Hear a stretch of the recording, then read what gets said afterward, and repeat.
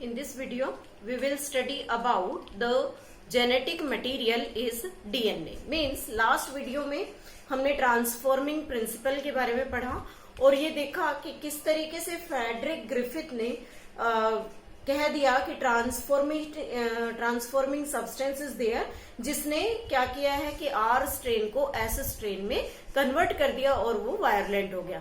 तो वहां जो टॉपिक था उस टॉपिक में हमने ये पाया कि जो सर्च थी जेनेटिक मटेरियल के लिए वो प्रूव हो गई थी कि डीएनए ही जेनेटिक मटेरियल है।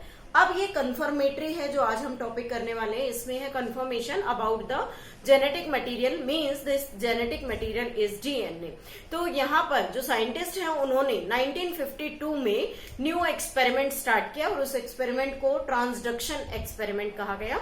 सो first of all we are taking the name the genetic material is DNA. Genetic material is DNA means ये प्रूव कर रहे थे, that is the unequivocal proof, unmistakable proof है जिसमें ये चीज दिखाई दी कि रियल में जेनेटिक मटेरियल ही डीएनए ही जेनेटिक मटेरियल है। तो ये जो कॉन्सेप्ट था that is given by Alfred Hershey and Martha Chase. Alfred Hershey और मार्था चेज ने सबसे पहले इस एक्सपेरिमेंट को परफॉर्म किया और एक अनइक्विवोकल प्रूफ दिया जेनेटिक मटेरियल के बारे में और 1952 में इसे स्टडी किया गया। This experiment which was done by the Alfred Hershey and Martha Chase is known as transduction experiment. Transduction experiment. अब यहां इस एक्सपेरिमेंट में इन साइंटिस्ट ने क्या यूज किया, तो इनका जो एक्सपेरिमेंट था उसमें इन्होंने एक बैक्टीरियोफेज यूज किया and this bacteriophage is T2 bacteriophage. Actually this bacteriophage is the bacterial cell containing viral genome means एक ऐसी बैक्टीरियल सेल जिसमें वायरल जीनोम प्रेजेंट है, उस सेल को हम क्या कहते हैं, बैक्टीरियोफेज कहते हैं। And this bacteriophage in fact E coli, ये बैक्टीरियोफेज जो है वो ई कोलाई को इन्फेक्ट करेगा। तो इस एक्सपेरिमेंट में उन्होंने ई कोलाई बैक्टीरिया यूज किया और उस पर बैक्टीरियोफेज का इन्फेक्शन कराया 3 डिफरेंट स्टेप्स में। लेकिन उसमें इन्फेक्शन कराने से पहले या उसे इन्फेक्ट करने से पहले साइंटिस्ट ने कुछ चेंजेस किए इसके अंदर। तो वो चेंजेस क्या थे? सबसे पहले जब हम इस बैक्टीरियोफेज की बात करते हैं तो इस बैक्टीरियोफेज में मेनली 2 चीजें प्रेजेंट हैं। बैक्टीरियोफेज में 2 थिंग्स हैं, one is the DNA and second one is the protein जो उसकी कोट है जिसे हम कैप्सिड का नाम देते हैं, और डीएनए इस बैक्टीरियोफेज का जेनेटिक मटेरियल है। तो उन्होंने इन्हीं दोनों कंटेंट के अंदर बेसिक चेंज किया और वो चेंज क्या था? जनरली डीएनए के अंदर हम पढ़ते हैं कि यहाँ पर फॉस्फेट ग्रुप होता है तो इसके अंदर फॉस्फोरस प्रेजेंट है, क्लियर। और जो प्रोटीन है यहाँ, इस प्रोटीन में सल्फर प्रेजेंट है। अब ये सल्फर क्या सभी अमीनो एसिड्स में प्रेजेंट होती है? No, it is present here in cysteine and methionine. In 2 जो अमीनो एसिड्स हैं they are the sulphur containing amino acids. 11th class में भी हमने इसके बारे में डिस्कशन किया था। तो जो प्रोटीन है वो सल्फर कंटेनिंग है और डीएनए जो है वो फॉस्फोरस कंटेनिंग है। तो साइंटिस्ट ने क्या किया कि इस बैक्टीरियोफेज की दोनों चीजें डीएनए और प्रोटीन दोनों को क्या बना दिया? रेडियो एक्टिव बना दिया, उन्हें लेबल्ड कर दिया। तो रेडियो एक्टिव जब उन्हें बनाया तो क्या रेडियो एक्टिव एलिमेंट यूज किया?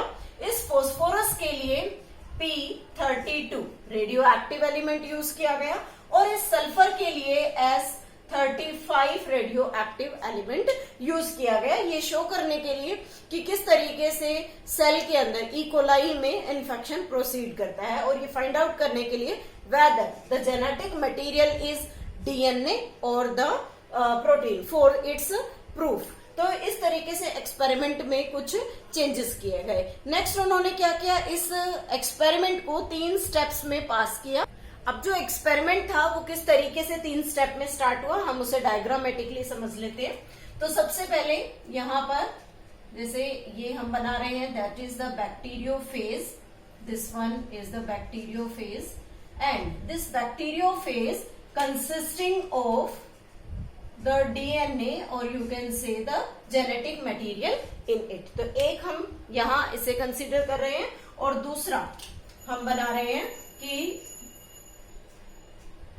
एक और बैक्टीरियोफेज है, क्योंकि हमने यहाँ 2 लेबल्ड स्ट्रक्चर्स यूज किए हैं और दोनों के अंदर अलग अलग चीजें प्रेजेंट हैं।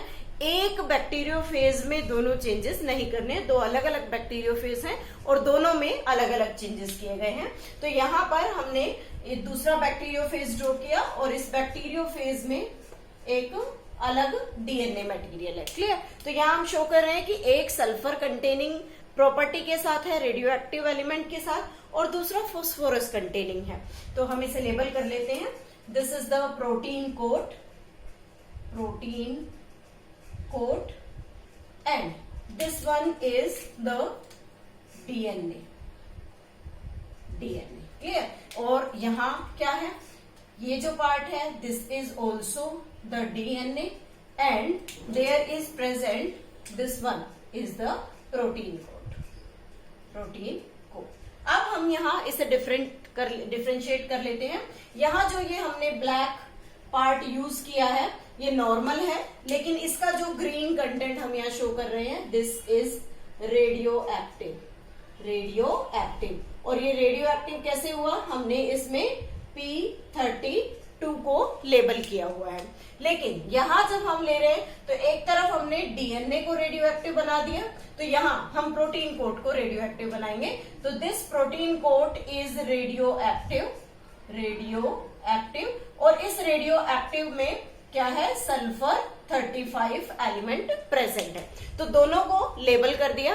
अब साइंटिस्ट ने 3 स्टेप लिए। अब इन्होंने क्या कंसीडर किया, 2 इकोलाई बैक्टीरिया को कंसीडर किया।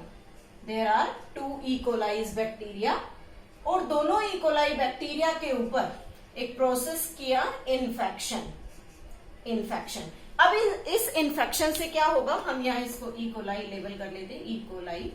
तो इस इन्फेक्शन में क्या होगा कि ये जो बैक्टीरियोफेज है ये इस सेल को इन्फेक्ट करेगा। जब ये इन्फेक्शन कोज करता है तो देखिए इसमें क्या होता है कि इसकी जो प्रोटीन कोट है वो हमेशा बाहर ही रहती है, लेकिन इसका जो जेनेटिक मटेरियल है वो इन्फेक्शन के दौरान सेल के अंदर ट्रांसफर कर देगा। तो किस तरीके से ट्रांसफर कर रहा है, लाइक दिस, मीन्स इसका जेनेटिक मटेरियल सेल के अंदर आ रहा है लेकिन प्रोटीन कोट हमेशा बाहर रहती है।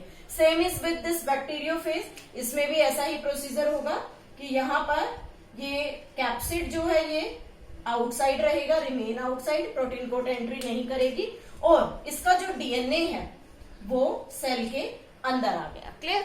उसके बाद जब ये इन्फेक्शन कंप्लीट हो गया, जेनेटिक मटेरियल दोनों सेल्स में ट्रांसफर हो गया, उसके बाद नेक्स्ट स्टेप किया गया, that is the blending, blending. और इस ब्लेंडिंग स्टेप में क्या किया, ब्लेंडिंग स्टेप किस लिए किया कि जो प्रोटीन कोट बाहर रह गई है इस प्रोटीन कोट को यहां से रिमूव किया जाए, मीन्स इन दोनों के बीच में जो अटैचमेंट है उसको सेपरेट करने के लिए। तो जब सेपरेशन होगा तो क्या होगा, ब्लेंडिंग के दौरान दोनों जो कोट्स हैं वो एक दूसरे से दूर चली जाएंगे। तो हम यहाँ एम्प्टी प्रोटीन कोट्स जो है वो सेपरेटली दिखा रहे हैं। यहाँ हमने ब्लू कलर यूज किया है, this is the empty protein coat here, and there is also the empty protein coat get separate when blending proceeds. और इन दोनों के अंदर जो प्रेजेंट जेनेटिक मटेरियल है इट स्टार्ट्स रेप्लिकेशन। तो यहाँ पर इसने रेप्लिकेशन करना स्टार्ट कर दिया and here also genetic material जो है वो रेप्लिकेट कर रहा है। क्लियर? अब ब्लेंडिंग हो गया। ब्लेंडिंग ने क्या किया, दोनों प्रोटीन कोड्स को सेपरेट कर दिया बैक्टीरियल सेल से। थर्ड स्टेप जो परफॉर्म किया गया दैट इज सेंट्रीफ्यूगेशन। सेंट्रीफ्यूगेशन, तो इस सेंट्रीफ्यूगेशन टेक्निक में क्या किया कि ये जो प्रोटीन कोड है या हम जो यहाँ डीएनए मटेरियल ले रहे हैं या जो सेपरेटेड प्रोटीन्स हैं, इन सबको मिक्सचर के अंदर एक कल्चर मीडियम में क्या किया जा रहा है, सेपरेट कर रहे हैं। तो जब इसके अंदर हम इस सेंट्रीफ्यूगेशन टेक्निक को परफॉर्म करते हैं तो सेंट्रीफ्यूगेशन टेक्निक का रिजल्ट क्या निकलता है, देखिए। सेंट्रीफ्यूगेशन मीन्स एक ही एंगल पर उसे ब्लेंड करना। तो उस सेंट्रीफ्यूगेशन में हमारे पास दो रिजल्ट निकलकर सामने आते हैं। वन फॉर द, यहाँ देखिए, अब सेंट्रीफ्यूगेशन जब होगा तो क्या होगा कि इसके अंदर अपना जेनेटिक मटेरियल जो है वो प्रेजेंट है, दूसरी सेल में अपना जेनेटिक मटेरियल है। लेकिन जब सेंट्रीफ्यूगेशन टेक्निक को यहाँ परफॉर्म किया गया तो रिजल्ट क्या निकलता है कि यहाँ ये जो कल्चर मीडियम में ब्लेंडिंग के दौरान बैक्टीरियल सेल से जो प्रोटीन कोड्स थे उनको सेपरेट किया गया था, अब उन्हें फ्रैक्शंस में लेकर आना। फ्रैक्शन में जब सेंट्रीफ्यूगेशन होगा तो जो एम्प्टी प्रोटीन कोड्स हैं वो एक साइड हो जाएंगी और जो जेनेटिक मटेरियल है वो अलग हो जाएगा।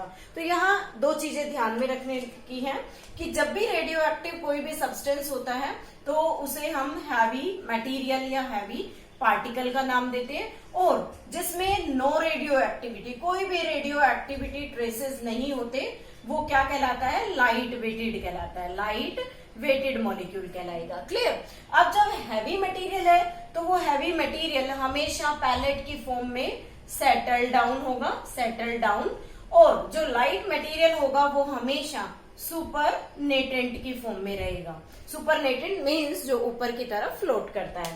तो यहाँ पर हम देखेंगे कि किस तरीके से हैवी मटेरियल और लाइट मटेरियल फाइंड आउट हुए। तो सबसे पहले जब सेंट्रीफ्यूगेशन किया तो यहाँ डीएनए मटेरियल प्रेजेंट है और इसकी जो प्रोटीन कोड्स थी वो प्रोटीन कोड्स यहाँ कल्चर के अंदर प्रेजेंट है। तो जब ये कल्चर के अंदर प्रेजेंट होंगी तो रिजल्ट देखिए क्या निकलेगा। These are the protein coats and these are empty protein coats. यहाँ जो प्रोटीन कोड है हमने यहाँ क्या लिया था, सल्फर 35 मीन्स प्रोटीन के अंदर प्रेजेंट सिस्टीन और मिथायोनाइन दोनों में रेडियो एक्टिविटी थी। तो यहाँ इस प्रोटीन कोड में क्या होगी, protein code radio active, radioactive. और ये जो रेडियो एक्टिव सब्सटेंस है ये सेल में ट्रांसफर हुआ ही नहीं था, ये सेल के बाहर ही प्रेजेंट रह गया था। क्यों?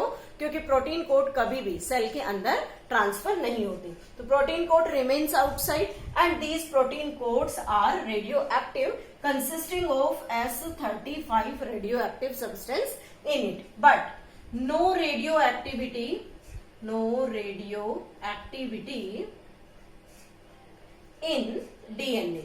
डीएनए में कोई भी रेडियो एक्टिविटी नहीं थी क्योंकि हमने यहाँ जो डीएनए यूज किया था वो डीएनए बिल्कुल नॉर्मल डीएनए था। अब बात करते हैं दूसरे बैक्टीरियोफेज की जिसने इन्फेक्शन किया। तो यहाँ पर हमें फर्दर क्या रिजल्ट मिला, अगेन यहाँ प्रोटीन कोड्स मिले हैं and these protein coats are found in supernatant. Supernatant ऐसा क्यों है, सुपरनेटेंट में ये क्यों है, क्योंकि these are the lighter molecule, because इस प्रोटीन कोड में कोई भी रेडियो एक्टिविटी या रेडियो एक्टिव लेबल्ड प्रेजेंट नहीं है। तो इनका जो वेट होगा वो लाइटर होगा और ये हमेशा सुपरनेटेंट में, कल्चर मीडियम के सुपरनेटेंट में ऊपर फ्लोट करेंगे। बट जब इसको सेपरेट किया तो यहाँ पर क्या मिला, रेडियो एक्टिविटी, रेडियो एक्टिविटी और रेडियो एक्टिव डीएनए। जो रेडियो एक्टिव डीएनए था जिसमें हमने क्या यूज किया था, फास्फोरस 32। वो फास्फोरस 32 का जो मटेरियल है वो डीएनए के अंदर फास्फोरस को हमने रेडियो एक्टिव लेबल किया था, तो वही रेडियो एक्टिव मटेरियल सेल के अंदर ट्रांसफर हुआ।